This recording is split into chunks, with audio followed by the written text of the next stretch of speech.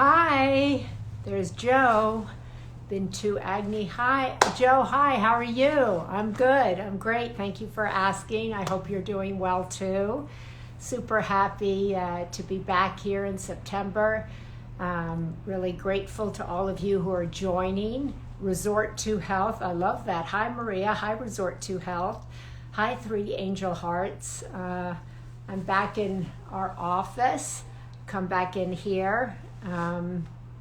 It's a beautiful day where I am, although the sky is very hazy here in California. So please pray for all of our firefighters and everybody who are battling the incredible fires that we're having here in California. And it's incredible. You can see kind of the haze, and over the weekend in my backyard, you could see it was red from the fires. So there are many people that we need to give gratitude. Firefighters on the front lines here in California always do such extraordinary work in this heat, which is really unbelievable. I'm really happy to be back here.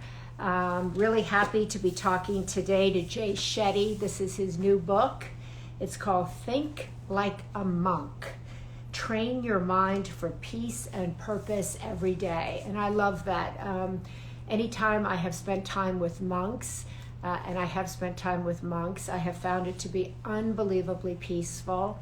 I've always admired their ability to meditate for hours on end, to be at peace, to understand how to use the mind, the tool of the mind.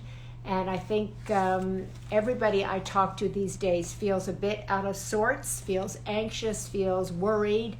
And I think learning how to control your emotions, learning how to train your mind is really apropos for this moment. So I'm really looking forward to talking to Jay. His book came out yesterday. If you follow him, you probably saw him advertising it. Think like a monk, think like a monk. So I think that's great. I'm really happy that he's doing this conversation with us. Mary Faley, good to have you back, Grandma. Thank you. Thank you. Oh yeah, I'm really happy to be a grandma. It's a miracle to witness that, a miracle to witness your child have a child. So that is really a gift. I'm so grateful that I'm alive to see that. So that is a gift. And there's Jay Shetty, and he's because he's super busy. He's doing some virtual book tour all around the world, and so he's joining us. There's Jay. Hey, Maria, how are you? I'm wonderful, thank you. How are you? I'm really good. It's so great to see you. It's so great to see you. What are all those pictures behind you? Tell me where you are. Oh, yeah, absolutely. So this is my podcast studio where we record. It's also partly my office. And so these are all different people, places, and moments in history that have impacted me personally. Wow. So we have every city that I've lived in. So you've got New York, we've got London, obviously, where I was born and raised. And then we have India. Over here, we have this beautiful temple from India that I love, this walkway of. And then just loads of pictures of inspirational people that make me feel happy and motivated to become better and improve every day. Oh, that's so great. I love that. I try to surround myself with words and images and quotes that inspire me, that lift me up every day. So I'm so glad that you just shared that little. Yeah, let me show you this one. Actually, now that you say quotes, seeing as we both like quote, there's this one from Rose Mercario that says, "You're not afraid to be a warrior when you need to be a warrior." Love that one. That's true. And then there's this one. I don't know if you can see that. There we go. From Marion Wright Edelman. "Once you're free, you can't go back into the box." That's for sure. And this one's from Billie Jean King, which is one of my favorites as well. "You're going to have setbacks. You've got to bounce back. You have to have fire in the belly every day, and just keep thinking how you want the world to look." Oh, beautiful. That's so great. So that's a good place for us to start, Jay, because I was saying that your new book came out yesterday, your first book, Think Like a Monk, Train your mind for peace and purpose every day. So congratulations. Thank you. Yeah, and I've read it, and there are so many people you quote that you admire that have been influential in your life, and you talk a lot about intention. And so I think that's a good way to pick up off of the quote that you were just saying about thinking about the kind of world you want to live in. And so many people these days, Jay, I think are feeling out of sorts, feeling concerned, feeling anxious. And I thought it's such a great conversation for us to have about how to bring yourself to yourself, how to find peace within yourself, and how to approach this kind of uncertain time in the best possible way. So in this book, Sorry, we can. Sorry, it cut off there, Maria, when you said in this book, and then it cut out. Sorry. So in this book, you're teaching us to train our minds to get to that place where we can control everything that's going on around us. So how do people do that? Train their minds? Absolutely. So it's a big question, and it's a big answer in one sense as well. But one of the things I find is that you can't train when you're having the fight. Yeah. You have to train before it. You have to train away from it. So a sports athlete doesn't go onto the pitch and court and play the Super Bowl or play the NBA finals. They're training in the training ground. And so we have to ask ourselves, where is our training ground in our life? Have we created a sacred space every single day, a sacred time where we're training our mind? What is our training stadium that is preparing us for the rest of the day? And in the book, I give 4 very simple habits that I believe are integral to anyone's training system. And those are these 4 habits that come in form of the acronym TIME, T-I-M-E. So Right. T stands for thankfulness, I stands for inspiration, M stands for meditation, and E stands for exercise. And I believe this is just a great foundation of training that sets us up for the right day and the right week. So you believe that it's imperative to every day approach time so that when things start to throw you off your game, start to upset you, make you feel out of sorts, you've actually laid a foundation to manage your day, basically. Absolutely. So the world is going to be uncertain. We know that. We've seen that. And we're seeing it in its most extreme form right now. Right. And the only way we can find certainty in uncertainty is by creating it ourselves, by saying, no matter what, this is my daily practice. No matter what day of the week is it, this will never change. And because I can rely on that, because we choose to do that, it now means that we have our shield, we have our protection, we have our armor on, so that now we can go about the day dealing with all the various challenges and uncertainty that will arise, but feeling protected, feeling connected. Yeah, you write it a lot in the book, and I love that about fear and about how to use fear to your advantage and to really try to figure out what is it that you're actually afraid of. And you write in the book that kind of trying to go below your fear to really discovering what is it that you were fundamentally afraid of, and it had to do with your parents. Yeah, absolutely. So I think it's really important. One of the big key principles of the monk mindset, or thinking like a monk, is to go to the root of every issue. Yeah. And for a lot of us in our lives, we spend a lot of time on the branches or the leaves or the distractions, but we never get to go to the root of the issue. And so how do we get to the root of the issue is by the simple practice of questioning ourselves. And so when we say, oh, I'm feeling anxious about this, or I'm feeling stressed about this, or I feel pressure about this, asking ourselves the simple question, why? Yeah. Why do I feel anxious about this? And then you'll come up with an answer. Your mind will come up with an answer. And then again, listen to that answer that your mind gives you. And again, ask, why? Right. And then your mind will come up with another answer and it will give you an answer. And then again, listen, hear it, listen to it, and again, ask why. And when you do that multiple times, I call this the why ladder in the book, you finally find the root of that anxiety.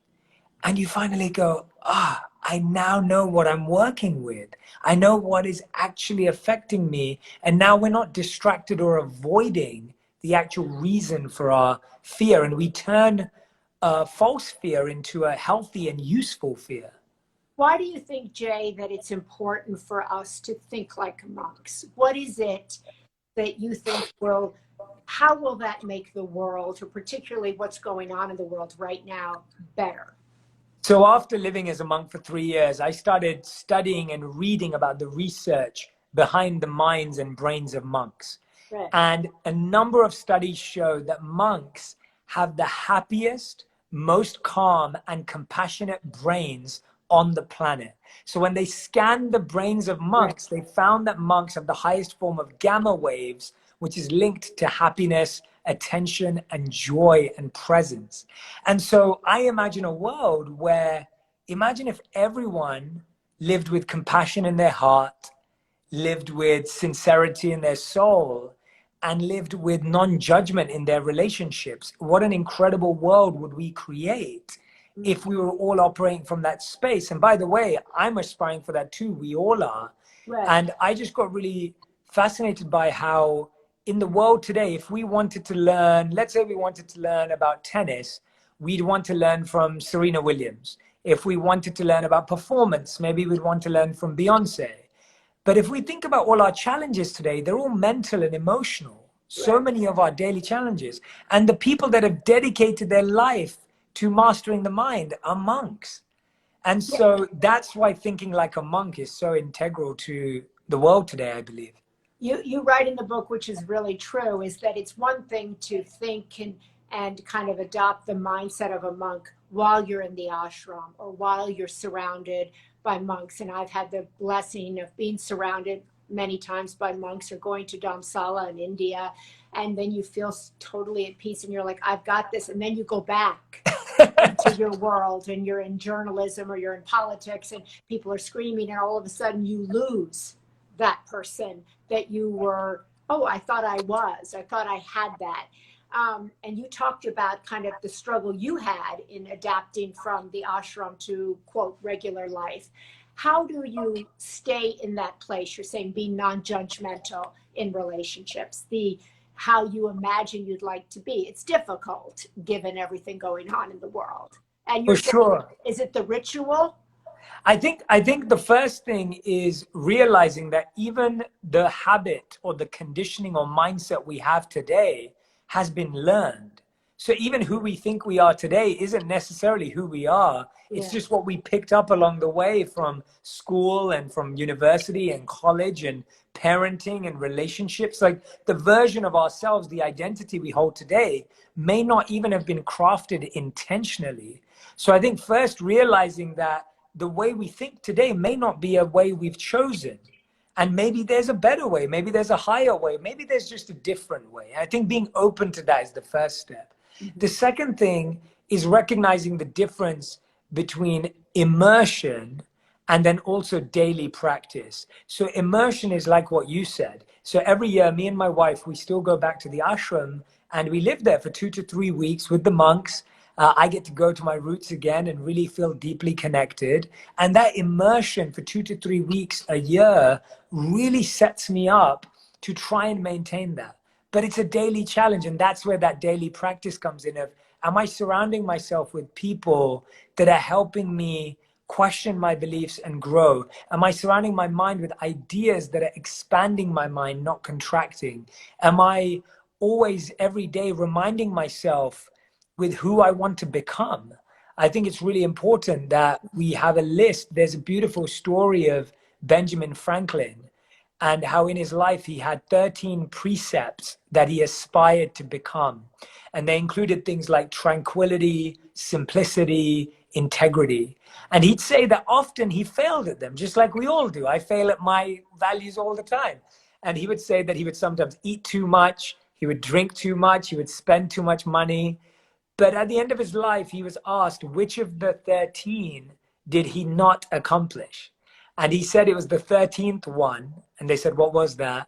And he said it was humility.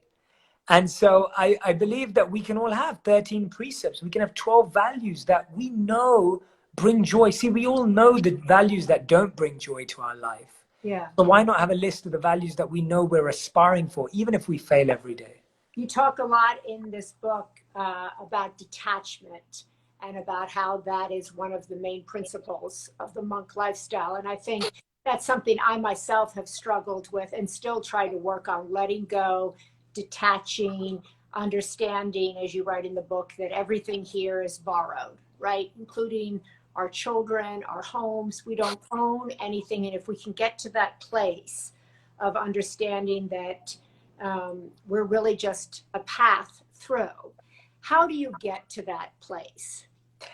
Yeah, so that is a place that we're working towards every day. And it comes with, first of all, the beautiful understanding that you just shared is recognizing that everything has a time limit on it.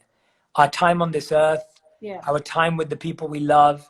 And if there's a time limit on it, then we realize we don't own it because it's not ours forever. Just as we have a home and we may rent it for some time and someone else will rent it, or we own it and someone else will own it after hours. That's the same, but there's an eternal consciousness and spark that's forever there. And so the more we connect to our deeper spiritual identity, the less we're connected to the material identity. That doesn't mean we don't love our families, and it doesn't mean we don't work really hard, and it doesn't mean we're not caring. Actually, what it means is that you cherish it even more because you realize it's a gift in your life. Imagine you dealt with everyone in your life realizing that they were a gift in some way and you were a caretaker for some time. It would actually make you even more appreciative and grateful to have them. Do you think that that would help in our current political environment if we all just kind of detached from our quote position, our philosophy of being right, or our way is the right way, and kind of understood that we're all kind of passing through, and that we don't own our privilege, we don't own these things, so we shouldn't be bothered if somebody else wants the same things or wants to enjoy what we have, that we should be able to kind of, in our best way, give it, I share think, it?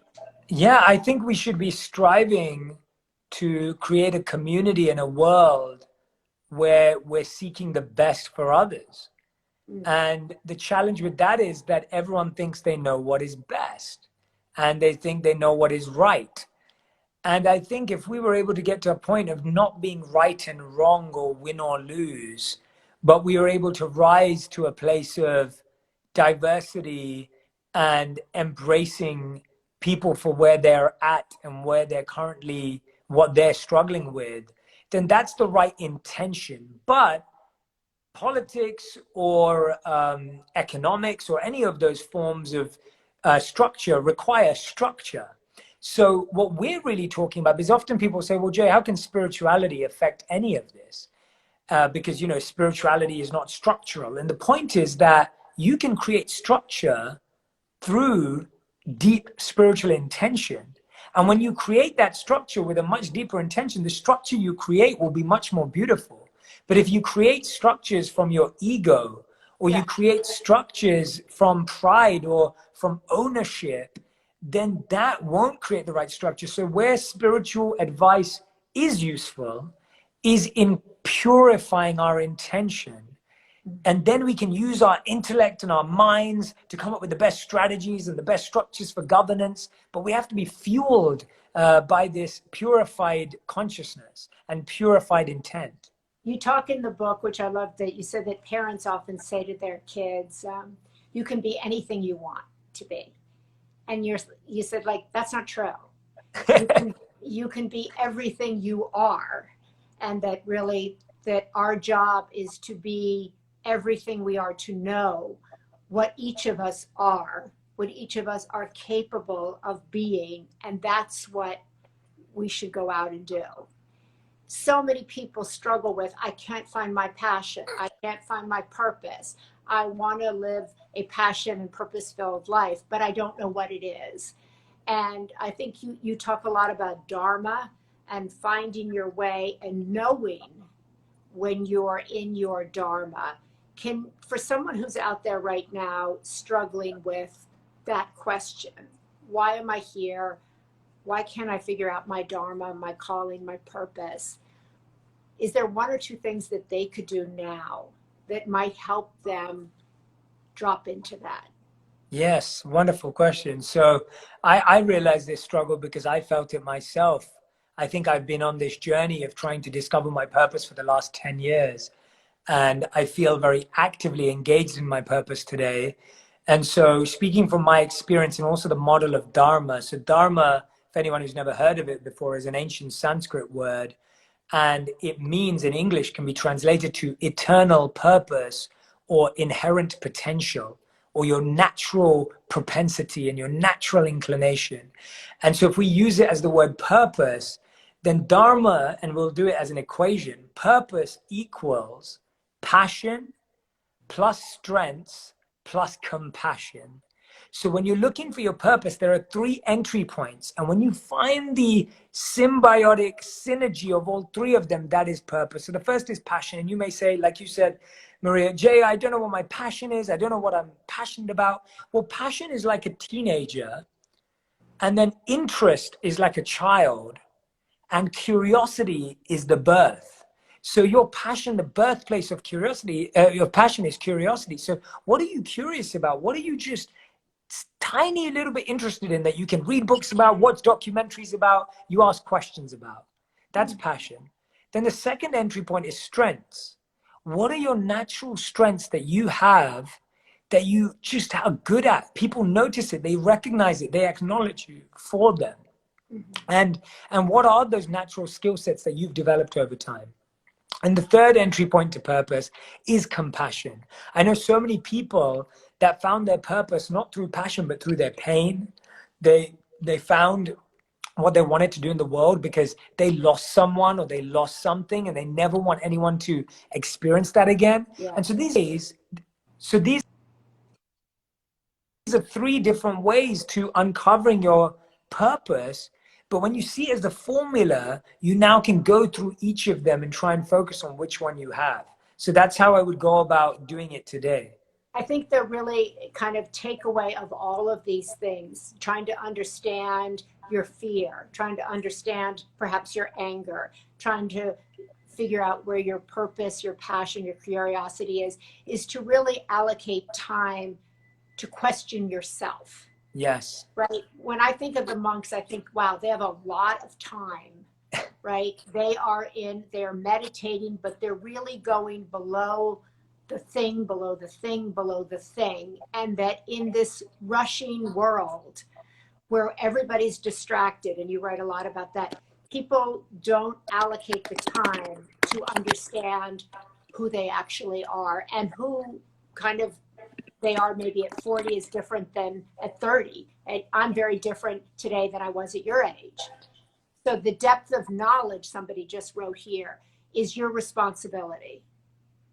Absolutely. Correct? Yeah. No, I think that's beautiful. And, the way we think about it is that you can't, people will say, I don't have time. Yeah. And the truth is that imagine the difference between walking into a room and feeling completely scattered, completely distracted, and just trying to figure everything out. And then imagine having spent 10 minutes, 20 minutes clearing your mind, gaining clarity, calming yourself, and then coming into that room. Yeah. Just think for a moment how your presence would be different, how it would impact others and how it would impact you. And so when we think that we don't have time for 10 or 20 minutes, we actually end up costing ourselves more time and more energy and more money that's wasted in trying to be productive, effective, and creative. When actually that silence, that stillness, that space creates so much clarity. It's almost like if you need glasses and one day you went on a trip and you forgot your glasses, how long would it take you to do everything? But imagine that time when you put on your glasses and you're like, I can see everything clearly. And that's the difference between meditating every day and not. Yeah, you tell a story in here about people who the difference between whether people acted as a good Samaritan after they had heard the story of the Good Samaritan, and then when they walked out onto the street and they saw somebody struggling, was whether they were in a hurry or not. Yeah. So people who were in a hurry, even though they had just heard the parable of the Good Samaritan, walked right by the person in need. People who didn't feel that they were in a hurry stopped and took the time. So being in a hurry in your life, and that's something that I think so many people, you're raising kids now, you're teaching kids at home, you're trying to work at home, you're stressed out, you're anxious. People don't feel like they can take the time away, but you're talking about the benefits really to everybody around you. If you can separate yourself and slow down and approach every situation, whether it's you're teaching your kids at home, whether you're working over a Zoom or whatever, being in sync with yourself, slowing it down has incredible effects. Yeah, and if again someone has an extremely busy life, the best way to do that is just to start and end everything you do with a little bit of patience. So, for example, if you're just about to rush into the car because you need to drop your children somewhere, just before you rush, just allow yourself to pause, allow yourself to take a few breaths, maybe say an affirmation or a line that really means something to you, and then go and do it. Just that tiny pause before it. And then as soon as you drop them off to wherever they're going, again, before you drive off and look at your phone, just pause for a second, breathe in, be present with yourself, and then drive again. And so there's you don't need to be taking out a ton of time all the time in the morning and the evening. Just do this small 30 seconds before and after each activity of the day. Before you send an email, just take a few moments. And after you send an email, take a few moments. And just doing that at the beginning and end of every activity, you'll find that it adds up to about 10 or 15 minutes anyway. Jay, really finally, what of your teachers, those that you spend time with, the monks that you talk about, what do they think of this book? That's a great question. They've been extremely encouraging in their natural monk ways, and at the same time reminding me of how long I have to go in my own journey to be able to practice half of what's in the book. So they've been both encouraging and humbling at the same time. And one final story, there's two stories that really stuck with me. One was that you walked by with a monk and you saw another monk who was able to, I think, recite all the scriptures or something in a row. Yeah. And you said, wow, I'd really like to be able to do that. I want to be able to do that. And your elder teacher turned to you and said, do you want to be able to do that? Or do you want to be able to learn what he learned so that you can do that? And that they're two very different things. One is so being able to show people I can do that. And one is being focused on the teachings and the learnings below the lessons. And the other is the story about the mirror. Tell the story about the mirror in the book, which I love because my dad had this incredible quote he gave in a Yale commencement speech where he said to the graduating class, break the mirrors. Because if you break the mirror, you will see beyond you to a whole world out there that can benefit from your service. Because I love that. The servants will be the ones who save us all. But you need to break the mirrors because when you're looking in the mirror, you can only see yourself. I love that. That is beautiful. That is absolutely beautiful. I love that. So That's tell amazing. your story about You'll have to send me that speech. I would love to watch that and absorb it. Yeah, well, he was very much like that. He had a spirituality of politics, and he looked at it all from a social justice lens and felt that mirrors were the things that were separating us from the other person, right? Yeah.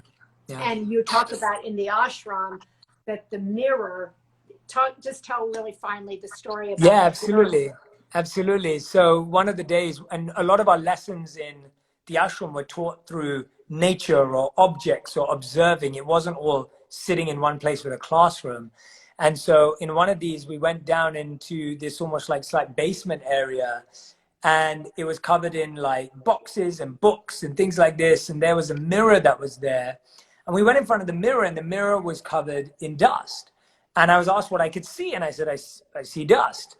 And then the monk teacher that I was with, he started to rub his hand on the mirror, and all this dust that had probably been there for quite a while started to come off, and I was coughing and feeling really uncomfortable. And I have allergies. I think I have a dust allergy too. So I'm like rubbing my eyes and itching my nose. And he says, well, what do you see now? And I could see that as he'd rub the dust, I could start to see myself. And the lesson from that was that so much of our lives, we can't see our true selves because our true selves have been covered in dust, the dust of other people's expectations, the dust of our own mind and desires, the dust of our own challenges. And actually, when we start to purify ourselves and understand ourselves, we first cough and feel the pain of the dust. Like, it can actually be quite a difficult process. But eventually, when we clean that and clarify that, we can actually come to the true understanding of ourselves. So I believe that we get clean and dusty every day. And so cleaning is a daily practice. Cleansing is a daily practice. And it's something that I continue to try and aspire to do today. I love that story. Well, Jay Shetty, thank you. I know you're super busy. You're doing No, a thank you. global virtual tour. The book is Think Like a Monk, Train Your Mind for Peace and Purpose Every Day. We're going to have this conversation in the Sunday paper. I know a lot of people were saying here, I just ordered my book. Jay, you're amazing. I can't wait to read this book. And there's so many lessons, ancient lessons that are really apropos for a modern world and an anxious time in our modern world. And I think it also redirects you always back to you're in control. There is so much that we can learn, as you said, in nature, by looking in the mirror, by clouding the mirror, by looking anew, and that you can approach your day from a place of peace and calm and intention, or you can approach it like a lunatic. It's really up to you. And the book kind of helps you train your mind. And I'm a big believer in training minds. And we study nuns and monks in our work for Alzheimer's, you know, so much of the work that we do trying to understand what keeps the brain fit and healthy and good. And so many of the minds of monks and nuns in particular are beautiful well into old age. So they do have many things to teach us. So Jay Shetty, Amazing. thank you. Congratulations on your book. And I wish you all the luck in the world. Maria, I'm so grateful to you, and I can't wait to be with you. And I'm so looking forward to spending time with you, honestly. And thank you so much for doing this. I deeply appreciate it. Thank you. God bless you. Have a great Thank you. day. Bye. Thank you. Bye-bye. Bye. So, okay, Jay Shetty left. There he went away. So thank you all so much for joining us today for the conversation. The book is Think Like a Monk. We'll have this in the Sunday paper. Hopefully you get the Sunday paper. If you don't, go over to the Sunday paper and sign up. It's a free newsletter that comes out on Sundays, news and views above the noise. And it's kind of the newsletter for this time, I think. It brings you peace. It brings you perspective. It gives you tremendous insight and inspiration. So my hope is that you read it and that it helps you do many of the things that Jay was talking about today. So it's good to be back. Thank you, Jay Shetty, and thanks to all of you who joined us for this really inspiring and I hope really helpful conversation. Have a great day.